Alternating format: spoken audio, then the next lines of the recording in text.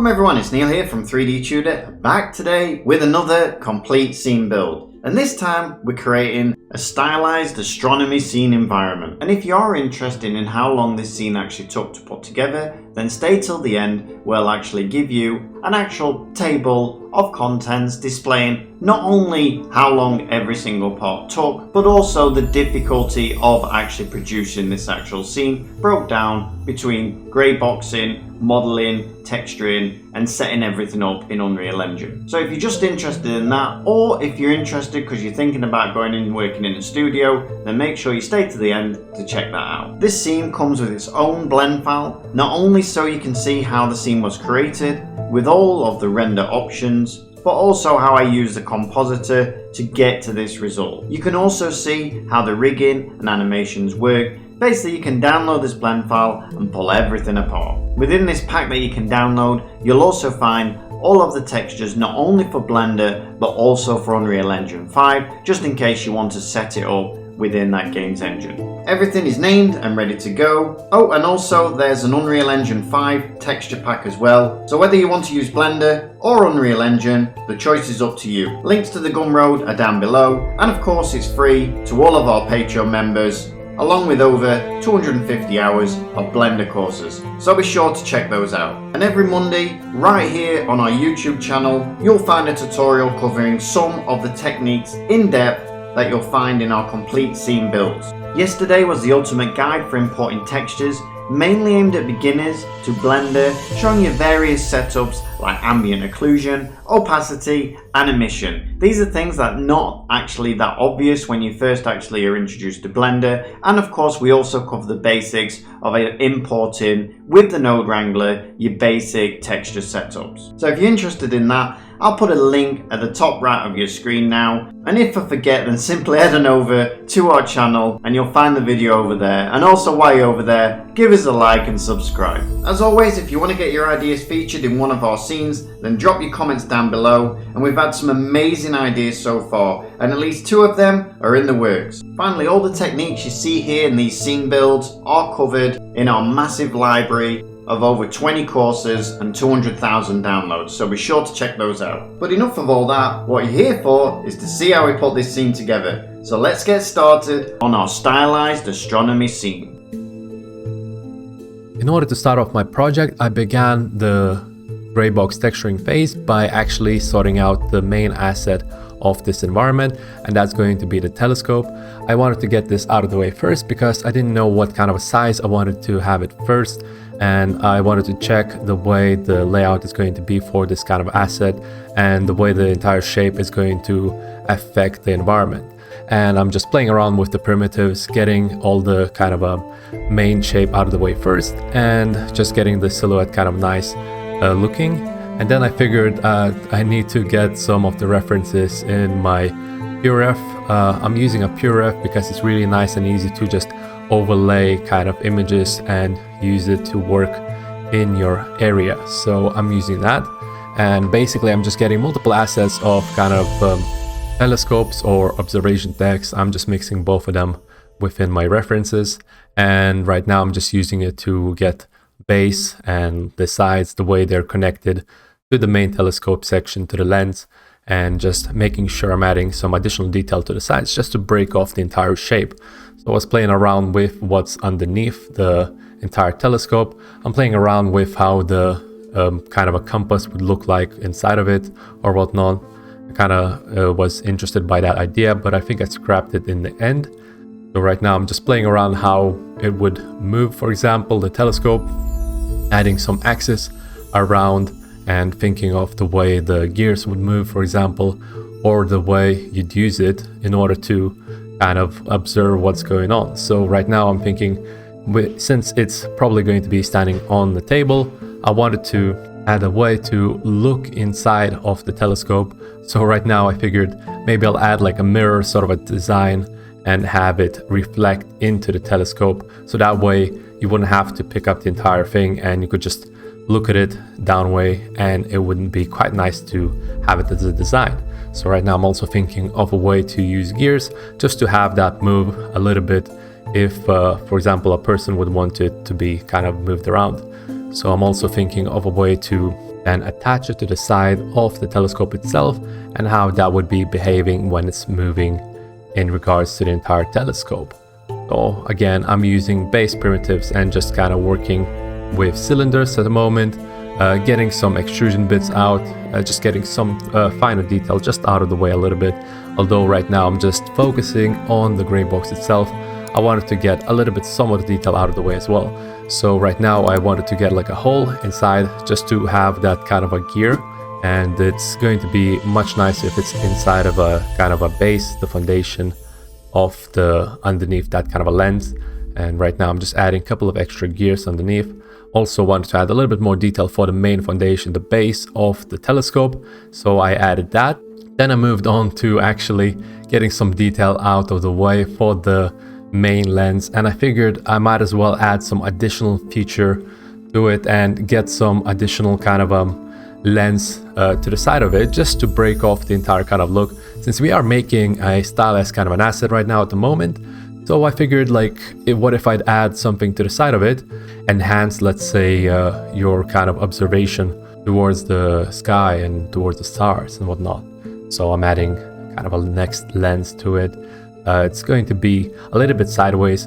I'm always trying to use diagonal kind of ways. The angles that I'm trying to use are going to be like 15, 35, 45, that sort of angles. So I'd be more consistent with the way they're positioned diagonally and whatnot.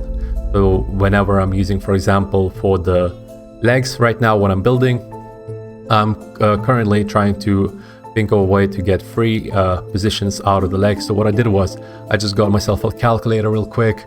I got 360 degrees and divided by 3, and then I just moved it by that amount of angle throughout this entire center of the pivot point. So by doing that, I was able to get a free-legged kind of a telescope those three legs are split in exactly even ways. So that was quite nice. Afterwards, I went ahead and continued playing around with the design of this telescope. I wanted to think of a way to maybe add gears to the side of it instead of it being in the middle.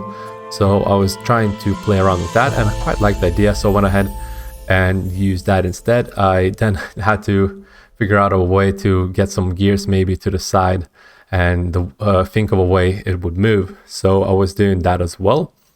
I was adding some gears at the bottom of the base just to kind of fit to the sides of those gears as well. So again, I'm just playing around and experimenting with the entire shape just to make sure I'm breaking off some edges, and I'm happy with the overall kind of a shape and aesthetics of this telescope. So I was now playing around with some bolts and whatnot, just getting a couple of them in just to make sure that the front is not too empty looking.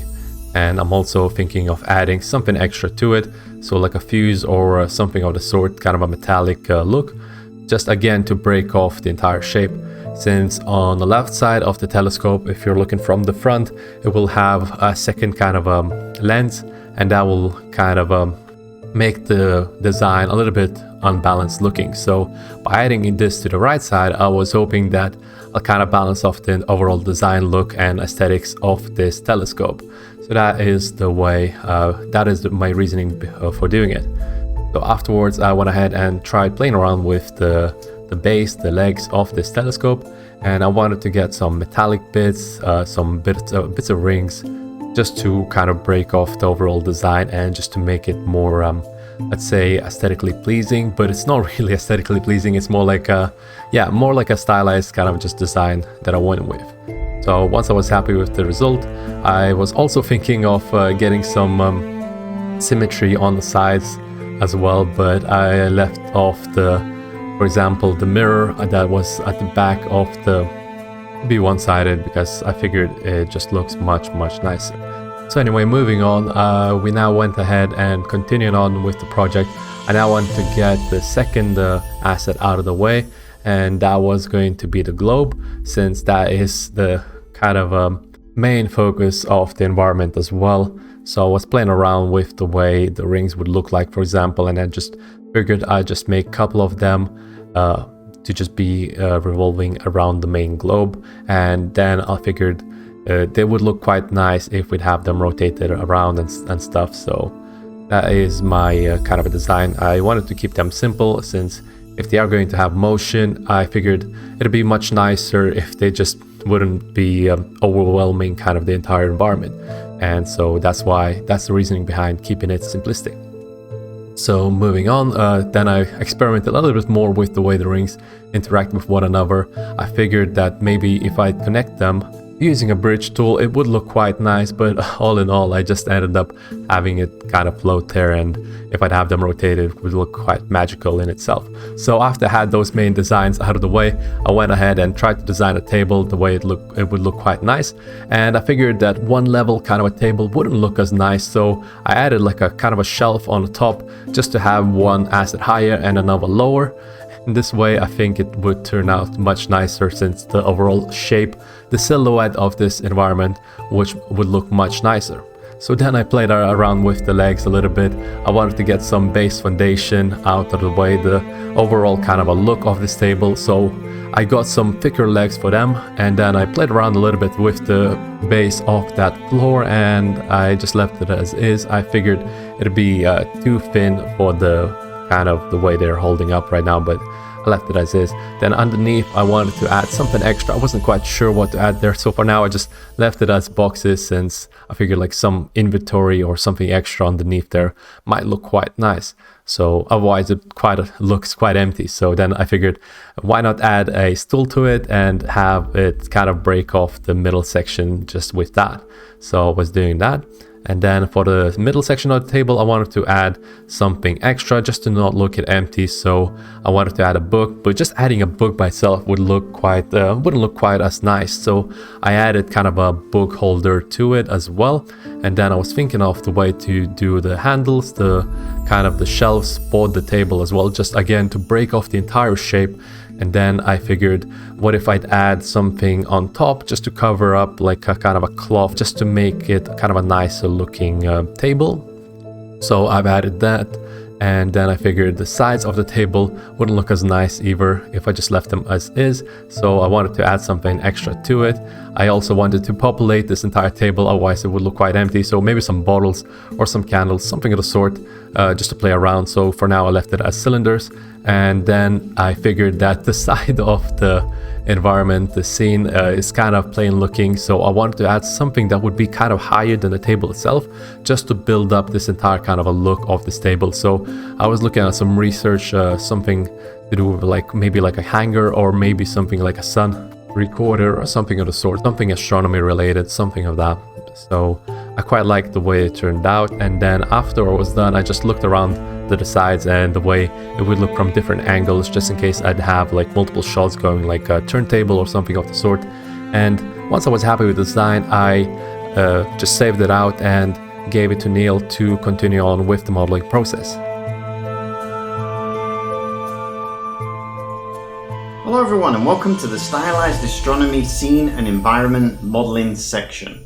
And in this part, what you can do, you can see first of all, I bring out a plane, and what I'm going to do is I'm going to actually create the main part, which is of course the desk. But first of all, I want to make sure that everything is to scale. So I'll bring in a quick human OBJ, just make sure everything's to scale, and then I start with the top of the actual desk, just pulling out those planks just to make it really that stylized look. Now, I didn't feel like I had a lot to go on in this grey box, so what I had to do is I had to use my own kind of imagination on the fly to actually develop this further. So you can see there, first of all, I start with the structure to make sure it's structurally sound, and then what I'm going to do is I'm going to make sure that it's held up properly. It wants to look chunky. I knew that from the beginning. I knew this was the central point of it, so I knew it was something that I actually had to get right. So you can see once I've done the top of it now, what I'm doing is I'm playing around with ideas and just doing this moon shape and thinking, okay, is that going to look good? And then what I'm going to do is I'm actually going to Boolean that out. There you can see I'm going to join it all together, but in the end I decide, you know, this is not looking too great, so what I'm going to do is I'm just going to delete that. I put on my cavities just so I have a better look at what everything looks like. And sometimes, if you're having trouble with actually coming up with a design, just carry on with the next part of it, and it makes it a lot better then to actually go back if you need to. So I decided to make 2 drawers, and that then will give me a better viewpoint of actually how this is actually all going to come together, and how we can actually create the sides if we need to go and alter them in any way. I also like to make a lot of variations in when I'm working on things. So you can see here, I pull out that little drawer just to make it look as though it's actually working. Now on Luke's actual grey box, you can see it's very, very small. It's not very chunky at all. and some parts are, some parts aren't. So what I try and do is I try and go in and make all of the actual scene look the same stylized way, because as you know, stylized, it can be really stylized or a very tiny amount, like something like Elder Scrolls, for instance. So in this one I wanted it fairly chunky, and I tried to keep that actually throughout the rest of the scene. You can see I'm making that cloth, and there I use the bevel. I'm using the custom bevel as well, which makes it really easy to actually bend that cloth in. And if you do want to see that, actually just slow down this video and you'll be able to see exactly how I did that. Now with the stall, I did have some problems. I wasn't sure how exactly I wanted the stall. It seems hard for such a simple thing, but I wasn't sure how I was actually going to make these planks of wood actually come together. How are we going to make them? It's okay having 4 planks of wood on top and then some legs going underneath, but it's not exactly going to fit together very well, as you can see. So here I put some metal bars that are going underneath it, just to make it look as though it's all actually coming together and someone actually built it. I pulled the legs out slightly because they're too straight, the way that the Greybox was, and finally then I just put some bolts on top of it like that, smooth everything off, and then use normals and auto smooth to get that right shading. Next of all, I'm using an actual curve, and what I'm doing now is playing around with ideas of the actual handles, and I guess I just went with simple handles. I thought they looked the best on this thing. I could have made them a lot more ornate and things like that, but in the end I decided not to. Now I knew that I wanted different handles on the smaller compartments, definitely from the big one. The big one I wanted really chunky and probably to be something that's locked. We could actually put a keyhole on there or something like that to make it locked or something. And you can see here the next bit that I'm looking at doing is the candles. I'm actually putting off the globe there because I know it's a little bit hard to do because I'm going to have animations and things like that. So now I'm just creating some simple candles. I split them all up. I basically add divisions to them, and now I'm just going to sculpt on them. I'm using actual Dynamesh to actually keep Dynameshing them every time, just to make sure that I'm not ending up with any really bad topology or anything like that. And then once I've done these, basically I'm going to go in and just bring down the topology using Decimate, while still keeping a lot of the actual sculpting that I've actually put on there. But you can see just how much detail you can get in there and just how easy it is to actually do that. You can see that at the moment there are 180 something thousand polygons. I brought them right down to I think a couple of thousand or something like that, and then I bring in my candles and just place them on there, and you can see they're quite low on topology. Now if we were doing this for a game or something, I probably would go in and actually use a high and low mesh on those, because they're very small, but for this, because we want to do it relatively quick, we just basically had them as is. Now we're onto the globe, and I knew I wanted to rebuild this globe. And the reason I rebuilt it is because I know I'm going to have animations in it. I'm not sure what Luke's done on the topology or anything like that. So basically I rebuilt it because it was quite an easy mesh anyway, using curves, using extrude and using solidify. You can get that kind of look really simply. Plus I wanted them all the same way as well. You can see on the Greybox there, they're not all the same way, they're a little bit different. So I need to make sure they're all starting position is really straight. Now I'm doing is I'm bringing the bones in. I'm going to name all these bones. I'm going to make sure that my armature's renamed, because Blender has a bug, whereas if you send it to Unreal Engine, you've not renamed the armature, then it will be a bit buggy and won't work correctly. So now you can see that I've got the inner ring, outer ring, middle ring and the globe, and what I'm doing now is just assigning weights to them, just to make sure that it's going to move correctly around when I'm actually animating this. Must have gone for a cup of tea then, because they're a pause. And now I'm doing is I'm inserting my keyframes in, and you can see that I do have a lot of problems with this globe in how I actually want it to spin, how I actually want it to move. So I did play around with a lot of ideas and to get it exactly as I wanted it.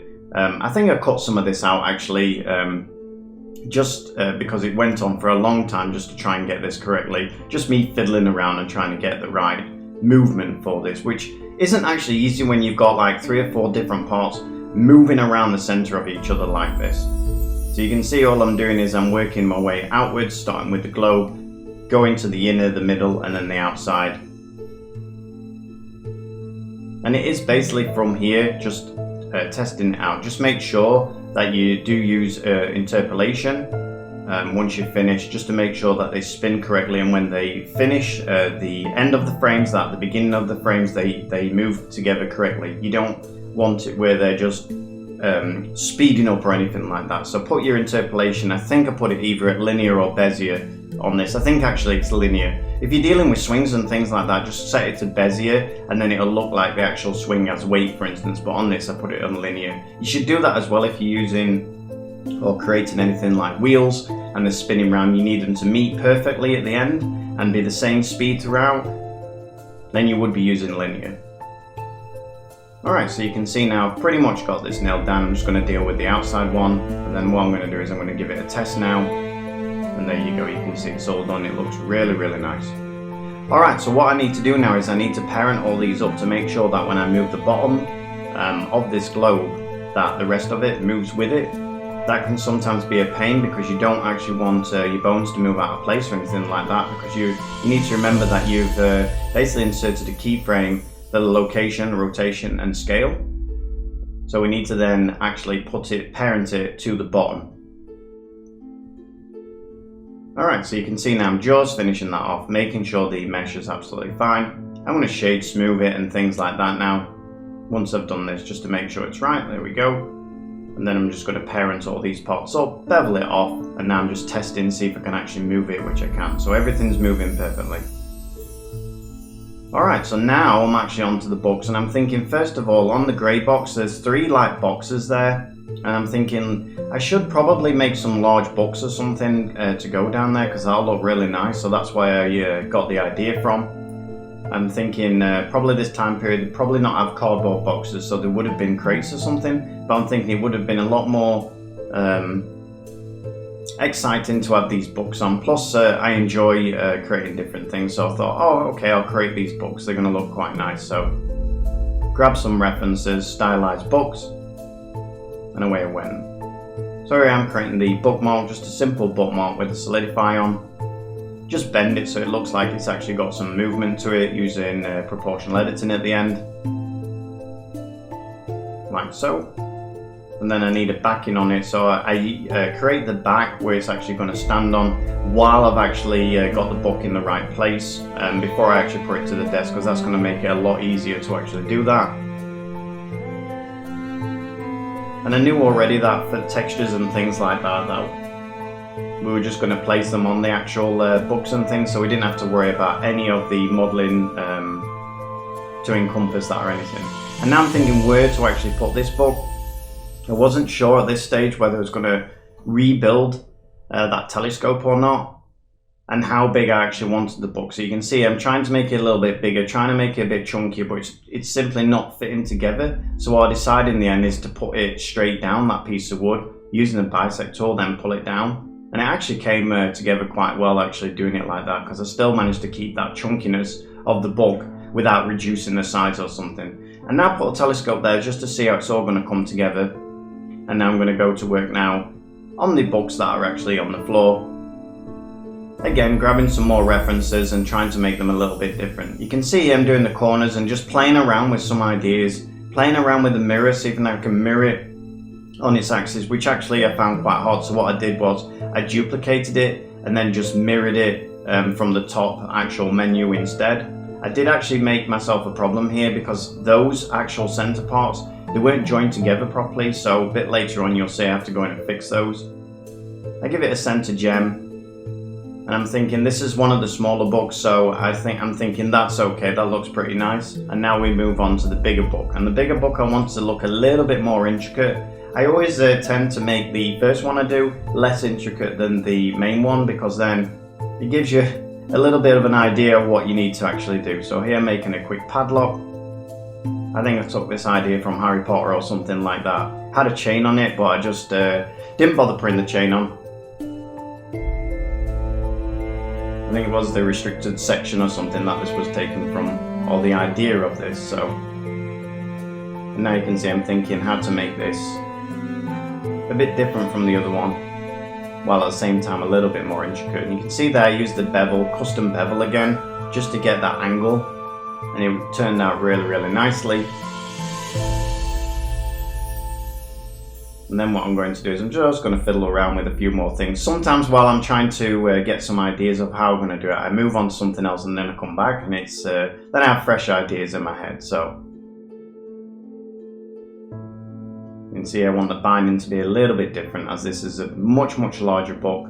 And I'm also thinking at this stage, making it intricate, but also at the same time, how can I give this look and for Substance Painter and what you can actually do with it, because I know that if I've got a lot of, you know, kind of bits of mesh that are coming up and things, it will force him basically to put in, you know, symbols and things like that into there, make it look really interesting. Plus, when you're using edge wear and things like that, it's going to make it look even nicer. So I decided in the end, I think I just went with 2 books and then one on the actual desk, and now I'm actually onto the scrolls. I use the Blender Curve add-on. It's a free add-on that comes with Blender, and it's called Extra Curves, and then you can actually create these spirals, which gives you a really good start for when you're creating parchments or scrolls and things like that. Then what I'm going to do is just use the knife tool, cut away some of the edges just to make them very varied.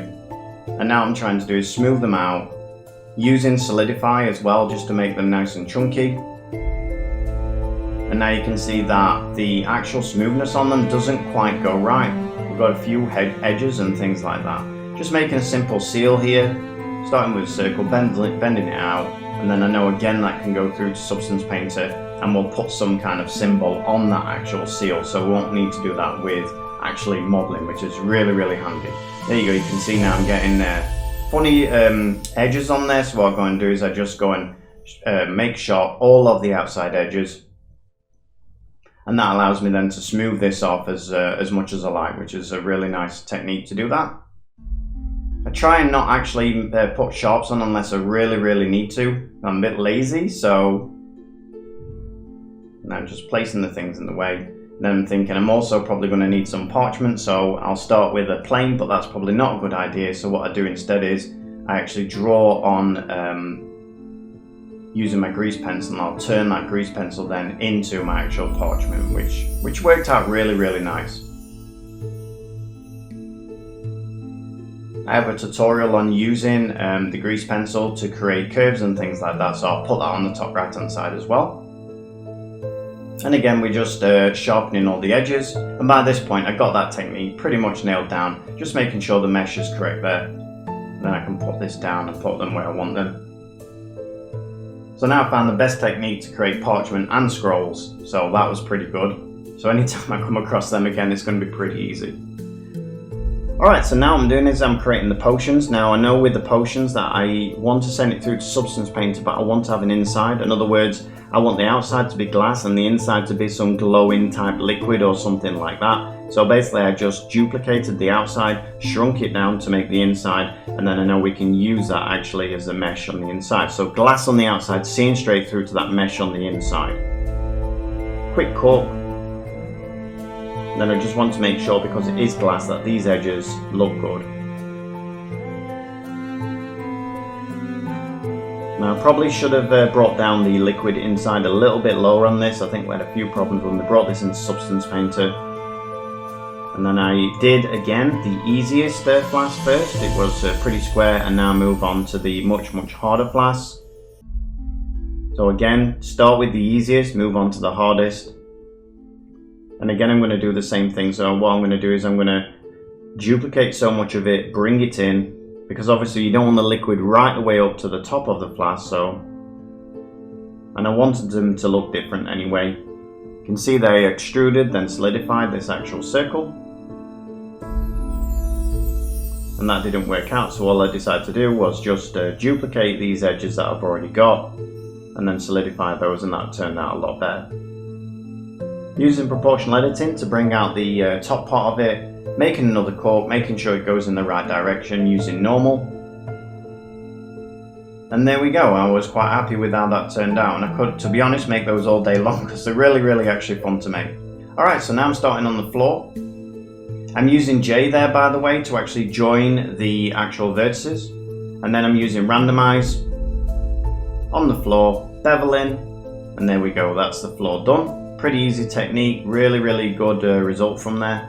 Now I'm thinking that I don't want anything like the globe on here, so what I did was I took an idea from Beauty and the Beast with the candle, the animated candle, and basically what I'm going to do then is create the actual coat hanger as that actual candle. So you can see here, It was only later on where I thought, you know what, that actual candle, it does look like the candle from Beauty and the Beast, so it wasn't something I actually looked up. I didn't actually have a reference ready or anything like that. It must have been something that just stuck in my mind, so. And then I put some like planets or something like that on top of it just to finish it off. And it turned out really, really nicely. So I know I want to, I don't want them going straight into the metal. I always like to put some ends on them just so it looks a little bit better. Like so. And just bend them out a little bit, looking though it's welded actually on there or something like that. Alright, so now onto the telescope. Now, Luke did such a good job on the telescope. It wasn't even a grey box, it was a fully built telescope. So what I did was I just took away some of the smaller parts. First of all, I thought, can I make some teeth that go into those teeth? But then I thought, this is too complex and we don't need it that complex. So what I did was I just left the telescope as it is and I made a little inkwell. I'm going to come back to the telescope as I always do. And now onto the quill. And the quill, I was really, really happy how I did this. So basically I got a curve with my grease pencil. And I pulled that out and I used that actually as the feather as well as the quill. So you can see here, pull it out. And then I bring it in, it just made it a really, really nice quill actually. Now the thing is, if you're going to do this and you're going to send it through to Substance Painter, better off leaving actually the quill as a plane rather than, bending it in to make it look like an actual feather. Because the feather in Substance Painter is much easier to do the work. Alright, so now I thought, what else can I put on the coat hanger? And I'm thinking a cage. Now if I had a bit more time, I would have liked to put a, some fairy in it or something like that. Or at least a door or something, but instead we just went with a cage, leaving it up to the imagination, a bit of storytelling there about what actually was in the cage or something like that. But you can see there how easy it was to actually create that cage. And all I did was just use a wireframe modifier on that. Alright, so now we're moving on to the actual hat. I'm not sure if it was a wizard's hat or a witch's hat, but either way.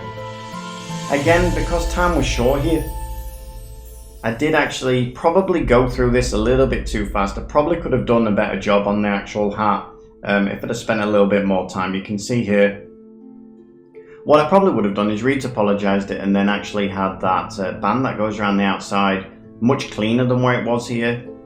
But in the end I was happy with it. It did come out really nice. I just could have made it a little bit easier on myself rather than rushing this part a little bit. You can see there I do have problems with the actual mesh having holes in it. And that generally happens when your mesh is too thin. So what you're better off doing there is just using the inflate brush and then re-dynameshing, and then that'll fix it. So there you go, I'm just flattening off with H polish on here.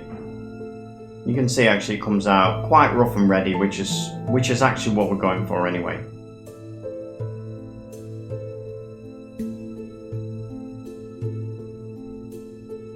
Using trim down, I'm thinking, how can I cut this away? And I couldn't really cut this away, so instead what I decided to do was mask it all off. I'm going to split it off, and then what I'm going to do is dynamesh it, because that'll fill the holes anyway. So you can see there, filled the holes, and then I'll just do a new part in and make it a lot cleaner than where it is.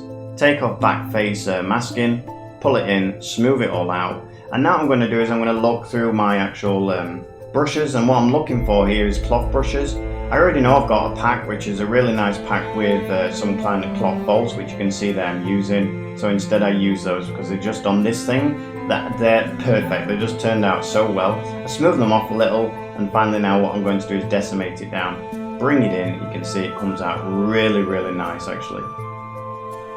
Alright, so now it's the lighting test. Pretty much everything's done. I delete everything out of the scene, bring in some light in, and basically this is the test before we actually start UV unwrapping it and things like that, just to make sure that everything's looking really nice, making sure the scene's going to come together really nice, and then once you've done that, then you can start going through the process of cleaning everything up. So I take one asset at a time, I basically mark the shots, I look to see if there's any topology issues or anything like that, I smooth them off, and then I use auto smooth.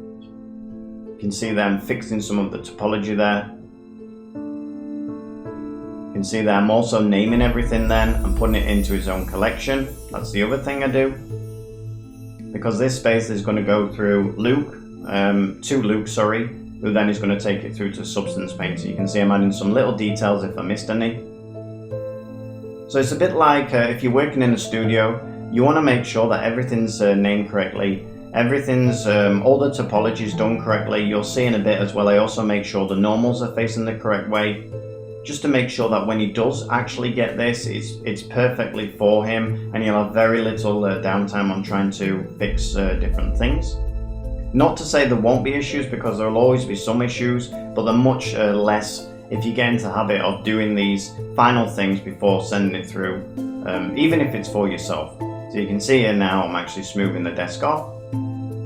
Probably took an hour to do this last part, but that hour really does save a lot of time. I'm also beveling things off here as well. You never want really sharp edges, so you can see I'm going down beveling them, and what I'm doing is it's not going to be the same bevel right across the board, so just check against the other things you've got in the scene and make sure that they're being beveled in comparison to those. So these are the last of the things that need renaming, topology fixing, sharps, and smoothing out. Like the crystals, we want those hard edge, so I'll go in there. You can see there that I'm using the clamp overlap. I've got an actual tutorial on that, so I'll put that up in the top right hand side, just in case you're having trouble and your bevel's not working. You must be careful when using it though. It's better to find out what the issue is that's causing you to actually turn off clamp overlap, and you can see here I actually do find the issue. So I'll go in and fix the issue, which is that part, and now actually my bevel works perfectly. Again, we have a few problems again on the telescope, and then it's fixed. Now I'm going to bring everything back, check all the normals. As you can see, any red spots, that basically means the normals are facing the wrong way. I do have a tutorial on this, so I'll put it in the top right hand side again. And there we go, that's where I had the problem. So what I did was I go in and I just rebuild that part of it, instead of messing around with it. So sometimes it's just quicker to do that, so I just went in and rebuilt it. Checking the last of the normals, you can see at the bottom of the actual cage is not working properly, so again I delete the topology and just rebuild it again. It's going to make it so much easier. And anything you send through to Substance Painter or even Unreal Engine where the normals are facing the wrong way, you'll actually see that you will just be able to see through the mesh, unless you've got a double-sided shader or something like that. So always better off to check this. If you send them through to Zbrush as well, you'll also end up with a problem where again you'll be able to see through the mesh. Now what I'm doing is I'm grouping everything up that I want on the same UV map, and you can see there that I'm just giving them different colors, just so I know as a reference, a visual reference, that these parts are actually going to go together. We decided in the end, I think, to use 5 UV maps or something like that on this one. Initially we thought a UV map for each actual component, but we thought that's way too high, especially if people are going to be downloading this as a pack and things like that. So we decided in the end just to basically put them on 4 or 5 UV maps, and then what you could do is you could actually download this pack and you can use them in different renders or different scenes and things like that, without having to be too worried about how many UV maps you're actually using. So that brings us to the end of this modeling part. I hope you enjoyed it. I hope you got a lot out of it. If you're unsure about something, just go back and actually slow the video down, and I'll see you on the next one, everyone. Thanks a lot. Bye bye.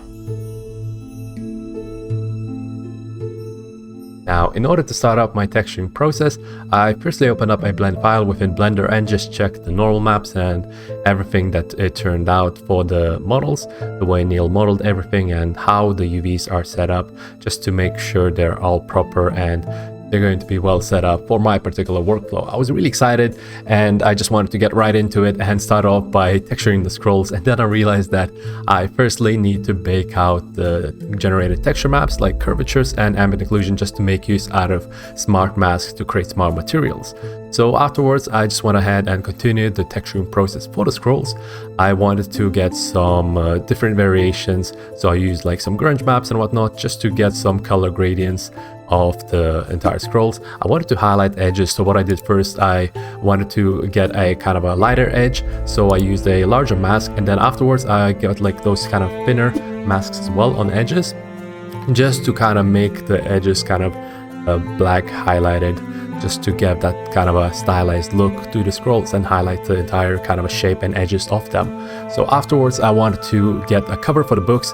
I used kind of a lever, and I also made sure I use an anchor point just to make sure I apply additional detail using masking techniques and get some highlights out of these kind of shapes that I've got through the material. So afterwards I wanted to add some edges of the books as well. So what I did was I added some simple stripes to the lines, and then I used the warping tool just to get some bit of a curvature and whatnot, just to break off this entire kind of a straight edges.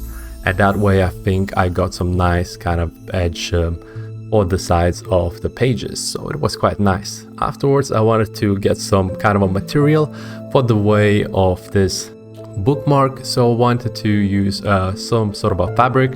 So I started off with this as a base material. By setting up a fabric material with a kind of a larger UV scale, I was able to get it to be finer looking as a material overall, and then moved on by applying some edge highlight and whatnot just to get that kind of a stylized aesthetic out of it.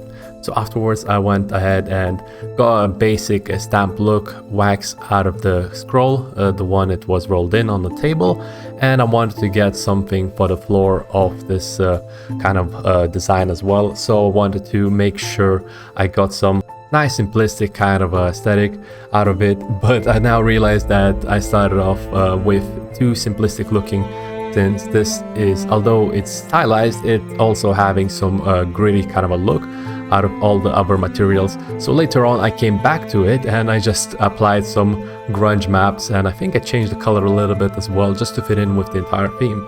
So right now I also am looking at the book. I realized that the book itself that's sitting on the table is not behaving with the sides of the pages the way I wanted them to be, so I went ahead and applied some of a projection just to position it the way I wanted. So afterwards I colored the quill real quick. I'm going to continue the process later on because I'll need to add a channel for the transparency, and I prefer doing that as the very kind of a last thing that I do. So later on I continued my texturing process with the bottles. I realized that the bottles are a bit harder to texture because I needed to mask them manually, because I wanted them to have multiple materials. So transparency, I wanted to have some solid bits like the rings and the top sections, as well as liquid would have some emissive kind of a color. So what I did was I had to separately kind of mask them out and make sure I'm applying the right kind of materials later on for them. So after I was happy with that, I wanted to get like a cork kind of a look on the top, covering those kind of flasks, and I wanted to get this kind of material. So what I did was I got some grunge map. I made sure the contrast is really big, and then kind of made it even smaller and took out the middle section so they got like circles sort of a thing, and that turned out quite nice actually. So I quite like the way that material turned out. So moving on, I started by adding wood onto the table. I wanted to have some variation between like the upper stool and the base of the table, so I played around with that a little bit. Then I continued on my texturing process and got some cloth texture as well. Right now it's not looking as good, so I think I'll add some detail later on to it as well. So I'm right now playing around with the emissive map, since I kind of really wanted to get that out of the way because it kind of ruined the overall looks. I wasn't sure what the type of color I was going to go for them, so I wanted to get that out of the way first. So after I was happy with that, I went ahead and started playing around with the metal of the aesthetics of the overall kind of a design, and I realize now that I'm using multiple variations. So for the metal, I think I used like one lighter and one darker kind of a look, and then I wanted to get like a brass kind of a look, the copper kind of a style to it as well. So I went ahead and made use out of the same material and just switch out the colors. And then afterwards for the lens, I wanted to get kind of a stylized look. So the main way I was able to get that kind of a look to pop out those kind of lenses was by using baked lighting functionality, and I was able to just overlay it on top of my texture, and it gave me some nice results. So after I was happy with it, I went ahead and continued the texturing process by getting some details out to the textures of the assets. So I had a real nice setup for the types of details that I'd want to overlay for this kind of areas, types of details that I want to use for my assets. And I just used Photoshop. I grabbed some bits. I made sure that all the textures are in the square format, so I went ahead and put them in separately. Then I realized that for the stamp I need to get some sort of a height map as well, so I went back to the Photoshop and just made sure I had that. And for the quill I needed an opacity as well as a color map, so although the weather is white by itself, I needed to make sure that the alpha is just pure black and white basically, so I went ahead and made sure I used that. I used just a simple projection kind of a way to just overlay it right as a decal sort of a way, and I just made sure that the texture that I'm using it as a decal is being applied with an opacity, and I was able to give me a nice kind of a feather look to the quill. So after I was happy with that, I went ahead and continued some of the additional details that I needed to add. I started off by getting some details for like locks and whatnot for the table. I was quite happy with the way they're turning out, so I just wanted to get a little bit of that extra touch out of this kind of aesthetic of this environment. So I continued on by adding kind of an atlas overlay onto the globe. I had like an old school kind of a map, and I just used that to project it. Actually, the projection is like from all sides, so the texture that I'm using is actually 4 textures, 4 replications of that same texture, but good thing it's not as visible because there are rings and whatnot, so it's hard to notice that kind of a detail for when we're presenting the environment. So I just used that sort of a trick to quickly get sort of an overlay of that kind of a map for the globe. So after I was happy with it, I went ahead and tried to get a design for the books and the scrolls, and I wanted to get some scriptures, some writing, just to make the overall kind of nice aesthetic for these kind of designs.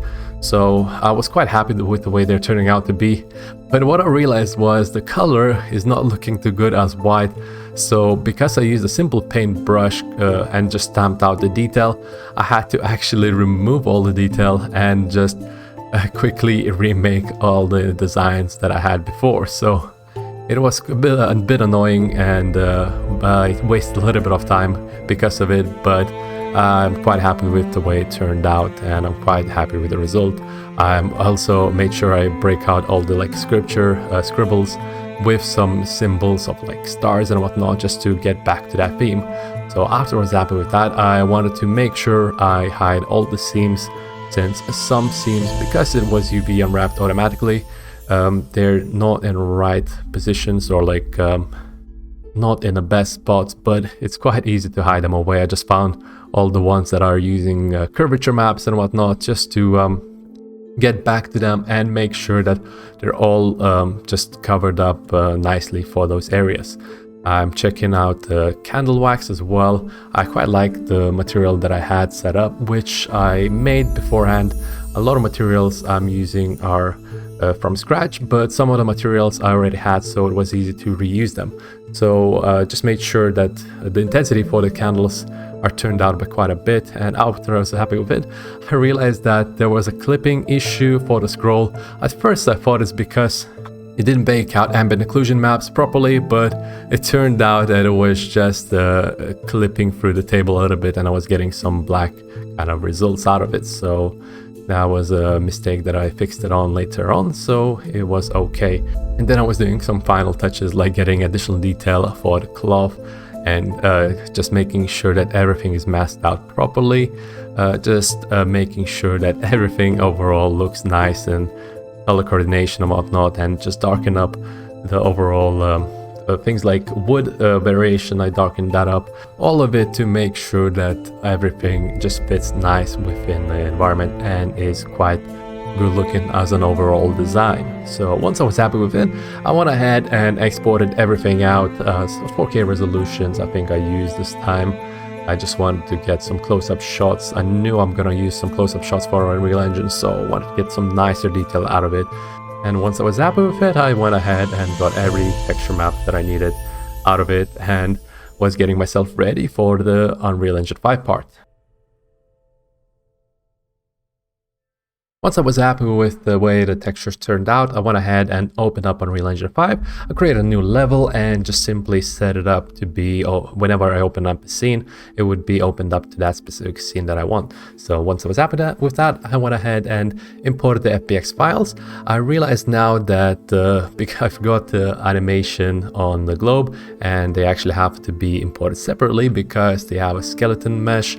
And now I am just simply importing everything at once, so that was had to change that up later on. So once I was happy though with the way everything was out, everything is already within its own position. All I had to do was just simply drag everything out onto the scene and position location, everything to 0 world space.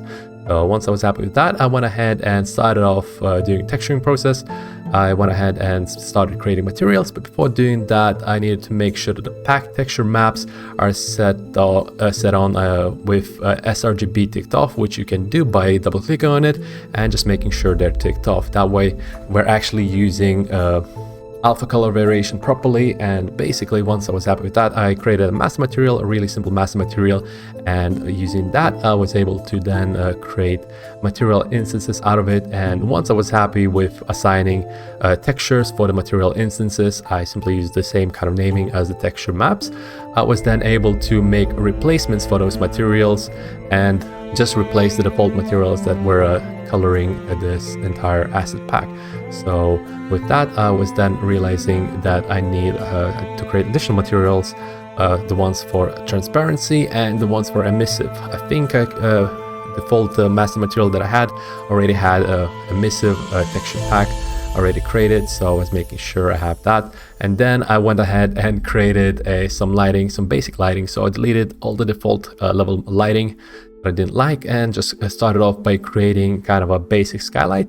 I applied a cube map, so it would basically give us some nice reflections without the need to actually have anything in the background, since I wanted to have some solid color in the back anyway. So once I was happy with that, I just graded a bit of an extra intensity just to make sure to soften up those shadows, to make sure that they're not too dark. And once I was happy with that, I started off by creating a kind of a gradient in the back. So I did that with some solid kind of a base, as well as some exponential fog to give a bit of a transition between the colors. This way I was able to get some nice transition of a solid color. I left it off as is for now, and I'm going to come back to it later to change the colors in the kind of end bits. I just wanted to make sure that the environment is out of the way so I could focus on the texturing process. And now I realized that the quail as well as the bottles, they actually need to be separate mesh, so I can apply the textures separately, because you need the one separate transparency as well as solid, and also emissive texture maps, just to make sure that they're being properly rendered. Otherwise, if you have a transparency on the material and they're not using transparency, you're just going to get some weird results. So once I was happy with that, I just simply used the modeling mode to split them up apart. I didn't want to go back to Blender. I just wanted to make sure I use that. If you want to get a modeling mode, all you gotta do is go onto the plugins and search for modeling, and you'll be able to find yourself modeling mode that you can, after you restart your engine, you'll be able to use once you take it on. So that just helps out to make some couple of fine-tuning adjustments to your meshes real quick. It's super easy to do. But anyway, once I was happy with that, I just wanted to make some candle light. So I started off by trying to use Niagara particle fluids, and I kind of realized that it's actually too realistic. I wanted to get a really nice result for the lights, so I was trying to make it smaller, also get like less smoke, and just was playing around with the particles just to get kind of a stylized look out of them. But they were like just too intense for me. I didn't quite like the way they behave, and we didn't have as much control over how they're actually, let's say, the complexity of the overall particle system. So I just didn't like that they were just too realistic looking. The shape of them were just too much for me, so I think I just scrapped the idea. I'm leaving this in a video though, because I just wanted to show that sometimes you do have a certain idea that you want to go with, and you're getting sort of a method that you're planning to use, but it just turns out it doesn't work, and you gotta just scrap that part of your idea, and you just gotta make use of something else and try to make use of a different technique. So that's exactly what I did in this case. So right now I'm still trying to play around with the fire. I'm desperately trying to get this sort of a fire that I really kind of like and I use for these candles, but it's just not working, it's not going as well. So I just deleted everything, got myself a texture, and found myself a way to just play around with texture coordinates just to move the kind of a light back and forth. I tried to use basically combining sine and time and just getting it move it back and forth like that, but I realized that it's not as good looking. So what I did instead was I combined the panner and just attached through the sine value, and by using that I was able to just kind of give it a nice wobble. I also used the divider just to divide the values and make sure they don't go past the texture coordinates outside of the texture plane. So once I was happy with that, I just then wanted to get myself a plane that's always facing the camera. I found myself a documentation on Unreal Engine that allows you to have a plane positioned based on the camera. So I simply copied the nodes and make sure I link them up properly to my material. And afterwards I realized that they're actually based on a local axis. So what I had to do was I just created a new plane and make sure I bake the transformation so the top of the plane would be actually the local axis of that plane. This way it was always facing the front of the camera based on those local axes. So once I was happy with that, I just applied it to other parts of the candles, to other candles as well. And then I wanted to get some lighting flicker onto those candles just to liven up the entire scene. So I got myself a simple point light, and for the intensity, before doing the intensity though, I just wanted to make sure that my radius of the light is kind of small, so it wouldn't affect the entire scene. It would just affect that small area, a bit of a globe and a bit of a telescope, just to highlight those edges a little bit only. And then I went ahead and created a quick blueprint just to randomize the intensity with a randomized delay as well. So that way the delay would kind of make it a random kind of combustions, and kind of that it would give you a really kind of nice natural looking flicker for the flame for the candles. So right now I'm kind of realizing that the intensity is way too high. I think I started off by using a couple like 10,000 or something of the sort. It was the lux intensity for the light was way too high, so I had to lower that down. But that's going to be in the future. I then went ahead and played around a bit with post-process effects, changed a bit of lighting for the background just to get a nicer result. And then I went ahead and wanted to highlight a bit of those potions, so I added some extra point lights. I think I then changed up the color for those potions to red and green, because I just wanted to break off that scene a little bit. I think the blue didn't quite look as well, so I then switched out the point light colors as well for those areas just to make it look a little bit more nicer. So once I was happy with that, I played around a bit with post-process effects, got a bit of contrast, got a bit of an exposure, made sure that exposure, the minimum and maximum is always set to constant 1, just to make sure that it doesn't switch out for when we're rotating the camera. I later on added a plane in the background only for one of the shots though, because when I was moving the camera I didn't quite like the way it was turning out. So basically I left the gradient set as a default kind of this sort of a color, and I'm also playing out with vignette. I set out the camera just so I would know where my main shot is at, just so I could get the right kind of an angle. And then I started off by going onto Photoshop. I wanted to make some adjustments to that and use LUT to get some color gradient out of it, just since I found that to be a little bit more easier to do. So I played around a little bit with levels. I played around with some exposure and whatnot in Photoshop, and once I was happy with that, I just got myself that color palette that needs to be used for the Photoshop. I applied those adjustment layers for that palette. I cropped down the entire image just for that area, and then once I was happy with it, I saved it out and simply applied it onto the project, which by default the intensity was quite too high, so I just lowered the intensity overall, and again went back just to make some finer changes to shadows as well, contrast and gamma, just to play around with the overall intensity of the colors. So we'd get the proper kind of lighting setup for this environment, just to make it more pop out, I suppose, in videos and images. So once I was happy with that, I then changed around the lighting flicker, since it was too intense for this area, lower down the range, and I was happy with a lower value. Once I was happy with that, I went ahead and checked the way the lighting looks for other areas as well. So right now I'm changing the potions, the way I said it. I decided to add another kind of variation using massive material. Like I just multiplied a different color, and turned out pretty well in the end, I think. So I'm just overlaying red in this case and green for the other potion, and just got some nice values out of them. And of course I'm changing the point light. Point light's gotta make sure I have two of them this time, because it's not only one color. So on one side it would be more of a red tint, on the other side it should be more a green tint. Now I'm playing around just a little bit with the scene, just tweaking some small values, getting those light flickers higher, getting some of that light intensity a little bit smaller, stuff like that.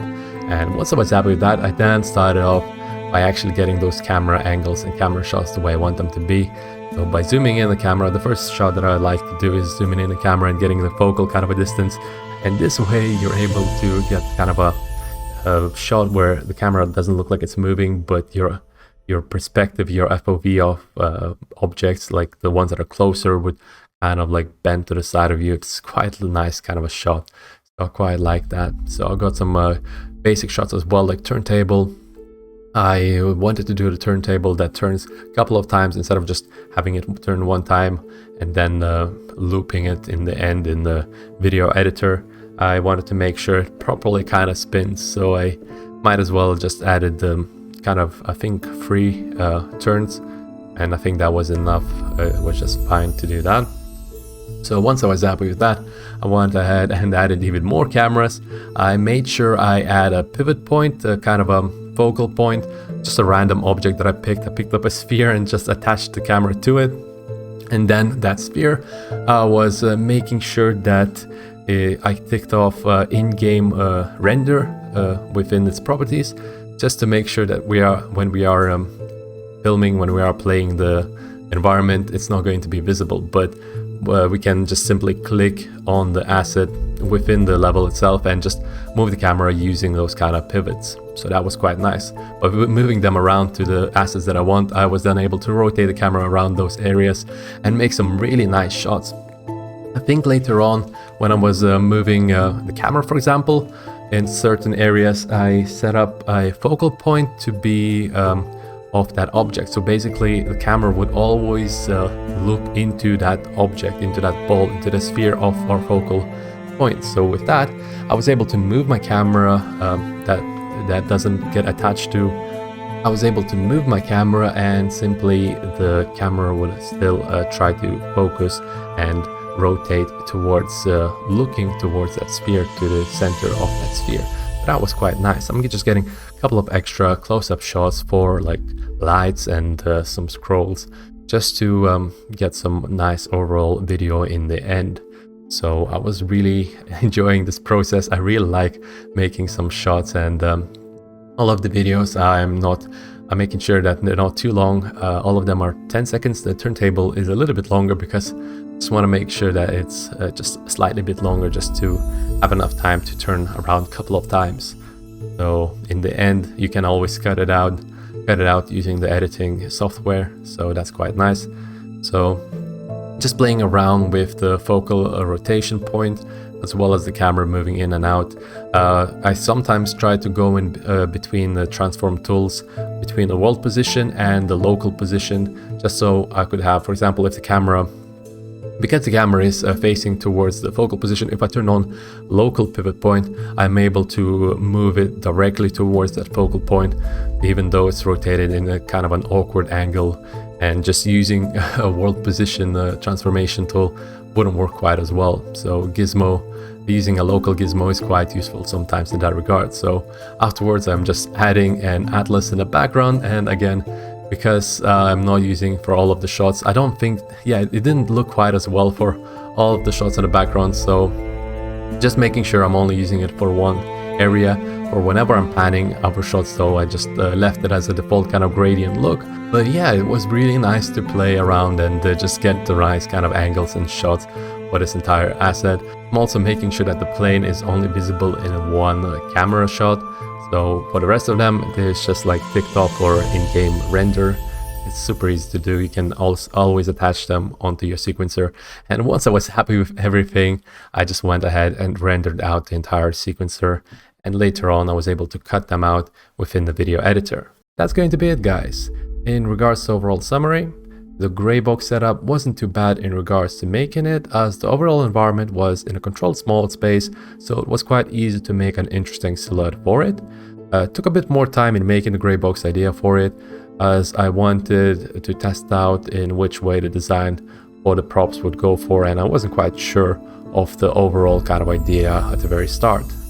Modeling part was given a 5 because although most of the modeling was simple stuff, there are a few parts like the hat and potions that require a bit more expertise. The other thing, of course, is this is a scene that has a fair amount of assets, which can make it hard for beginners to take on. I think people used to modeling with Blender will find this scene quite a challenge if they don't break it down properly.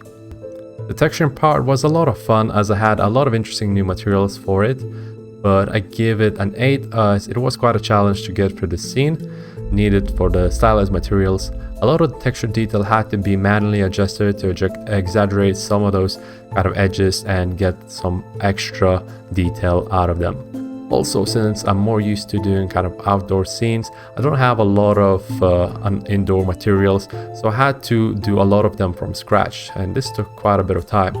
All in all, this stage I reckon would be the hardest for the beginners, as you need to have a lot of technical knowledge for masking techniques and how to overlay them properly to get the right results. The animation was a little tricky to the fact it has many bones that need to run smoothly together, but nothing is too difficult for the beginners, maybe a little bit overwhelming with weight parts off the globe properly. Anyone that are used to animation though will find this part a breeze. The Unreal Engine part wasn't too bad to set up either, as it is mainly a stationary scene. There are some elements like setting up light flicker, which might have been a bit more difficult for a beginner to make, but all in all, it was all about the post-processing and tweaking those values to get the vibrant colors and the scene set up the way you want it to be. But that's going to be it. I really hope you enjoyed the video for a stylized astronomy table. Please give us a like if you did, and make sure to drop a comment down below of what you would like us to do next. Also, check out the links down below to see our massive library of courses we have available, which are free to anyone that signs up for our Patreon. We also have some free goods on our Gumroad, things like texture packs and some models for anyone to download. So that'll be all. Thanks for watching, and I'll see you in the next one.